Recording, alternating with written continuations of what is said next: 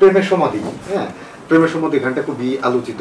তো এই গানটার আপনারা শুটিং করছিলেন কোথায়?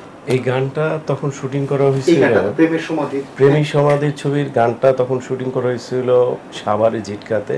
তখন নদীর একটা ভরপুর ভাব ছিল। জন্ডু সাহেব মামা বলি ডাকতাম, জন্ডু ভাইয়ের তখন আমি জন্ডু মামার 3rd বা 3 নম্বর অ্যাসিস্ট্যান্ট হিসেবে কাজ করি। তখন আমি বছর খানেক হয়েছে মনে হয় ইন্ডাস্ট্রিতে আমি ইন করছি, তখন এই ছবির শুটিংটা আমি পাওয়া যাই।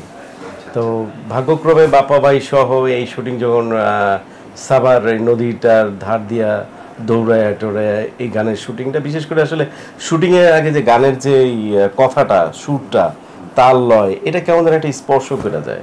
আর তার উপরে তো যদি আরেকটু বলি যে আলোকিত একটা অধ্যায়, সেটা হচ্ছে বাপ্পা ভাই।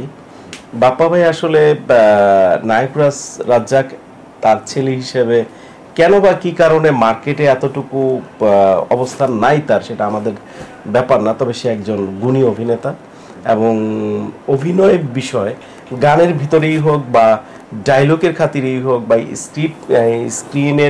স্ক্রিন প্লেই হোক, আসলে বাপ্পা ভাই একটা বিশাল ব্যাপার। তো সেই অর্থে আমার খুব ভালো লাগছে আর কি।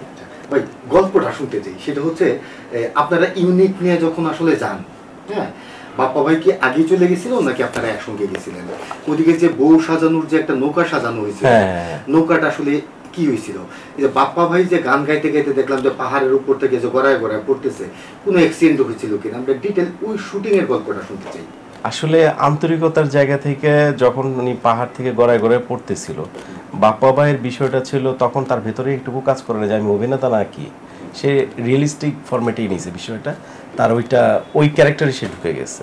আর ব্যথার বিষয় যদি আসে, সেটা আসলে ওনার কাছ থেকে এরকম কিছুই আমরা পাই নাই, কারণ সেই বোধশক্তি তার মধ্যে অ্যাপ্লাই হয় নাই যে ব্যথা বা বেদনা এই জিনিসটা কাজ করে নাই এক। আর যে যদি প্রথম অবস্থায় বলি আমরা যে শুটিংয়ের ক্ষেত্রে বা সাজানোর বিষয়টা, একটা ইউনিটে থাকলে আসলে ভাগাভাগি থাকে, এটা আগেই সাজানো হয়ে যায় বলে দেওয়া হয়। তো সেই টাইমিং অনুযায়ী নৌকাটা সাজানো ছিল এবং আর্টিস্ট যা টেকনিশিয়ান যারা ছিল সবাই প্রস্তুত ছিলাম আমরা। আর বাপ্পা ভাইয়ের একটা বড় গুণ ছিল, সেই স্পটে কিন্তু আগেই চলে যেত, যার কারণে ওই কমিউনিকেশন করার ক্ষেত্রে বা যেটা আমরা দেখি যে অন্যান্য আর্টিস্ট একটা সময় নেয়, আসতেছি জ্যাম ট্যাম অ্যাভারেজ এর মিলে যেটা আমরা পাই, সেটা তার মধ্যে ছিল না। ক্যারেক্টারে ঢোকার জন্যই হোক, ওই ক্যারেক্টারকে সে প্লে করার জন্য যাই করার দরকার বাপ্পা ভাই সেটা করেছে এবং দেখা গেছে টাইমের আগেই সে পৌঁছায় গেছে।